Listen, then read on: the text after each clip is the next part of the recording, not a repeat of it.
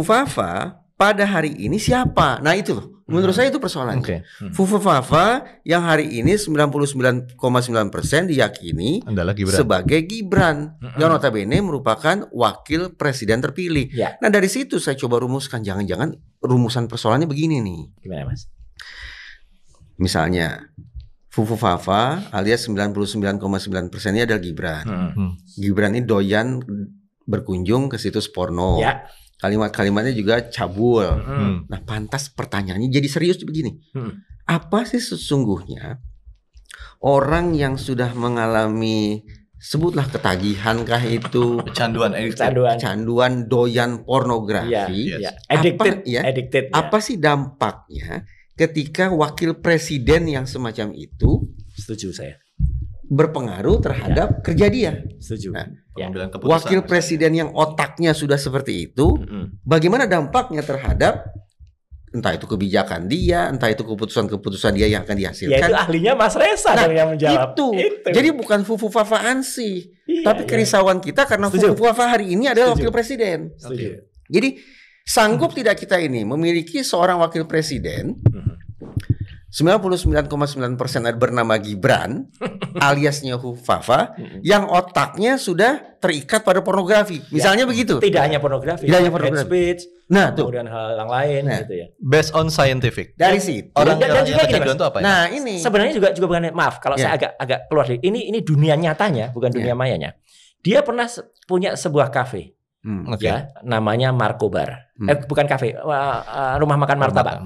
Martabak Kota Barat. Ya, itu di Solo.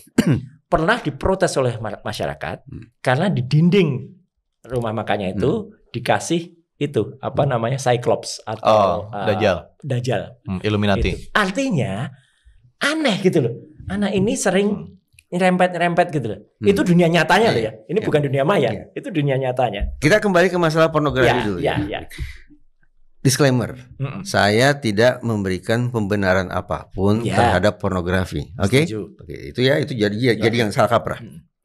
Tapi mari kita ingat, Bill Clinton dulu bikin skandal heboh ketika Monica Lewinsky. Nah, kita tahu lah ya terkait Monica Lewinsky. Gak apa-apa kita sebut aja, kita terbuka semua. Waktu itu langsung ada upaya untuk memakzulkan Bill Clinton. Pertanyaannya, Bill Clinton ini mau kita makzulkan dengan alasan apa ya? Ada dua alasan kenapa publik Amerika Serikat berpikir seorang kepala negara harus dimakzulkan. Pertama, dianggap tidak lagi cakap secara fisik. Artinya mungkin ada keterbatasan fisik yang luar biasa yang membuat dia tidak lagi cakap menjadi kepala negara. Atau alasan moral. Faktanya, Bill Clinton tidak jadi impeach, jadi dimaksudkan. Karena luar biasa dibela istrinya. Tetapi paling tidak kita bisa memotret publik Amerika Serikat pun yang seliberal itu, yang sesekuler itu, ternyata juga tidak bisa menerima bahwa kepala negara mereka main gila, yang otaknya otak mesum. Itu Amerika Serikat aja seperti itu. Maka hari ini kita pun punya alasan lebih-lebih lagi untuk tidak hanya bingung, tidak hanya risau, tapi tidak hanya kaget, tapi juga takut bahwa wakil presiden yang otaknya cabul semacam ini kelak akan berpengaruh apa terhadap kehidupan kita. Betul. Nah, sementara studinya memang mengerikan ini. Ini tidak mendramatisasi ini. Itu yang scientific saya tanya tadi. Ketika otak manusia itu sudah terikat pada pornografi, kecanduan. Sebutlah kecanduan. Kita menggunakan bahasa populer kecanduan untuk memudahkan komunikasi lagi. Kecanduan itu akan berpengaruh terhadap volume otak depannya. Prefrontal. Otak depan tuh tugasnya apa sih? Jelas bagian antar otak itu bertali temali satu sama lain ya. Tetapi otak depan itu dominan fungsinya adalah untuk executive functioning. Setuju. Fungsi eksekutif, yaitu bagaimana seseorang berlogika, bagaimana seseorang menyoroti persoalan, bagaimana seseorang mencari penyelesaian, bagaimana seseorang membuat keputusan. Nah sekarang bayangkan, kalau wakil presiden kita ternyata volume otak depannya sudah menyusut, sehingga kecakapan dia dalam berpikir terganggu, keputusan-keputusan dia sangat rentan menjadi error, maka nasib kita bakal sengsara nantinya. Lah hasil ketika testing brain CT scan maka itu sebetulnya saya mau ke sana. Itu satu ya. Jadi kehidupan kita ini beresiko di ujung tanduk kalau kemudian wakil presiden semacam itu. Tanda petik, untunglah dia cuma wakil presiden. Loh, tapi kalau misalnya presiden berhalangan, baru tidak beruntung kita. Nah, itu dia masalahnya. Tadi saya katakan untunglah kita kalau dia wakil presiden. Dia wakil presiden. Toh masih ada presidennya. Tapi dengan segala hormat saya ke Pak Prabowo nih, kita tidak bisa ingkari kan, Pak Prabowo usianya sudah lansia kan sebetulnya, sudah lanjut. Betul. Tentu saya dan kita semua berharap presiden sehat, presiden panjang umur, efektif dalam menjalankan peran kepemimpinannya. Tapi sekali lagi dengan penuh empati saya tidak bisa ingkari, saya juga melihat Pak Prabowo sebagai sosok yang sudah berusia lanjut. Toh belum lama beliau juga sudah mulai operasi kan ya? Ada operasi apa saya tidak tahu. Iya, ada. Dan Dr. Terawan sangat concern betul pada beliau. Kita jadi punya alasan kan, bagaimana ya seandainya Pak Prabowo berhalangan. Sungguh-sungguh saya tidak berharap demikian, tapi saya tidak bisa saya pungkiri, saya bertanya-tanya kalau Pak Prabowo berhalangan bagaimana? Ya wakil presiden dong yang maju, betul kan? Wakil presiden kan yang maju. No option mas, memang tidak ada option secara konstitusi itu. Dan secara sama pula, no option kita bakal punya wakil presiden yang otaknya seperti itu. Yang sangat bisa berbahaya ketika membuat keputusan. Pertanyaan sederhana saya mas, dia sudah memimpin jadi wali kota sekian lama. Tergambarkan nggak? Nggak tahu saya mas. Saya nggak tahu apa kiprah, apa kinerja dia, apa pencapaian dia selama wakil presiden mas. Tapi terlalu kecil mas memang. Kalau dia sebagai wali kota, kemudian karena Solo itu zaman kota kecil, gitu loh. Solo aja dibuat besar aja baru sekarang. Karena apa? Karena kemudian banyak proyek nasional sebenarnya.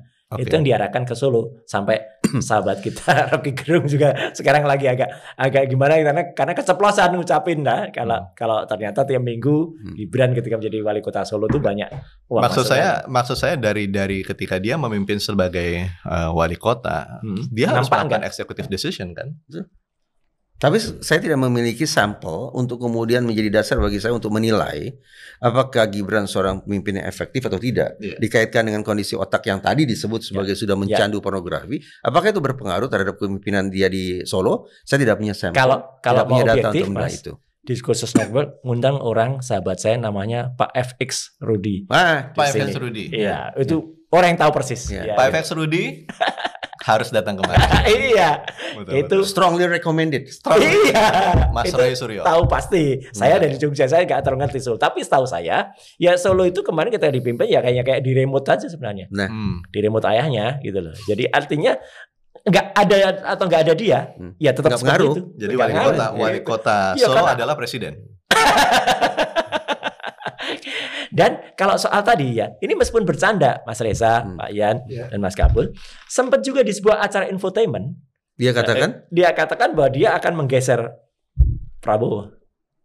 Oh, apa katanya? Kapan itu? Candaan itu baru trending sekarang. Iya, ya Kaisang. Iya, Kaisang itu. Jadi enggak Kaisang menyatakan itu kepada si Gibran kan gitu. Iya. Oke. Iya. Saya tadi tergelitik dengan CT scan brain terputus itu. Iya. Apa CT scan brain? Siapa yang di CT scan brain? Nah gini, kebetulan maaf Pak Reza, kebetulan dulu ayah saya profesor psikiater. Dan saya juga belajar kesehatan MKes juga. Kenapa maaf ya? Saya sibuk bingung kenapa muncul kata maaf di sini. Ya itu kesopanan. Kesopanan. Iya kan. Kan Mas yang ahli. Di sini lah. Gitu, psikologi forensik kan. Gitu. Nah, jadi artinya itu alat yang memang bisa untuk memetakan. Dia bisa melakukan scanning terhadap otak, dan kalau itu ada dua alatnya. Satu namanya whole body scanning. Ada yang khusus untuk otak. Itu namanya brain CT scanning. Nah dari brain CT scanning nanti akan terpolakan gambaran otak kita, sama yang tadi ceritakan Mas Reza persis gitu. Otak depannya ya itu bentuknya seperti apa. Kemudian kalau ada orang misalnya ini ada pernah kena pendarahan gitu ya, apakah itu berpengaruh nggak di otak? Itu muncul semua. Pornografi kan tidak pendarahan.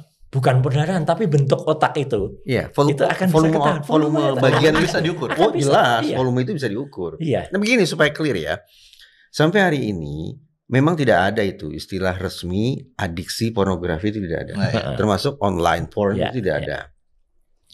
Tetapi bukan berarti kemudian kita bisa menganggap ini bukan masalah sama sekali. Tidak bisa. Tidak bisa. Alhasil adalah kriteria semacam ini.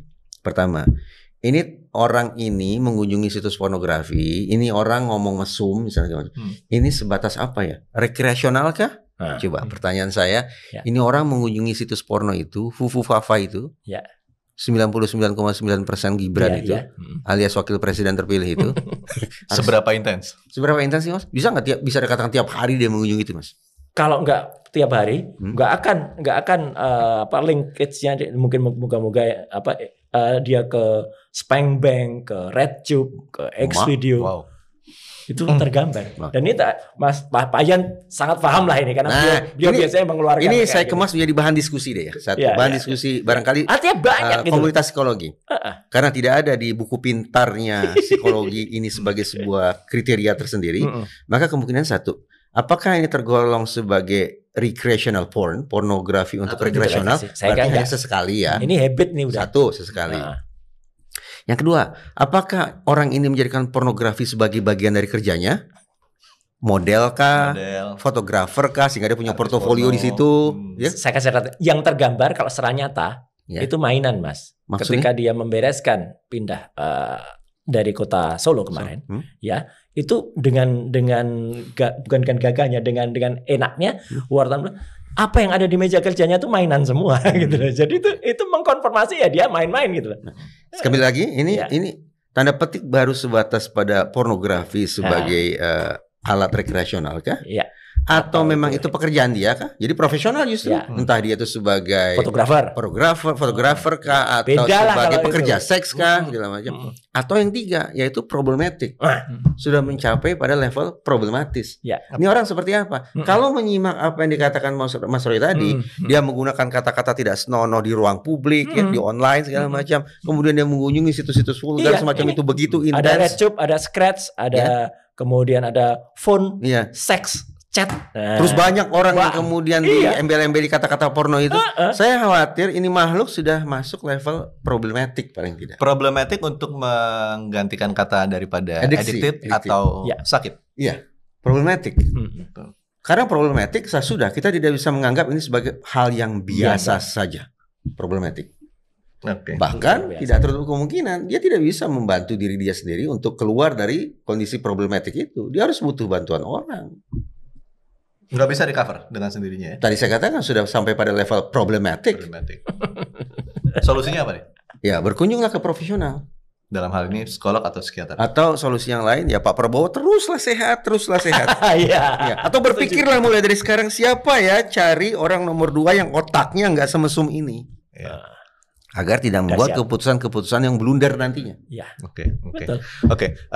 Allahumma sholli ala sayyidina Muhammad wa ashghili zalimin bil zalimin.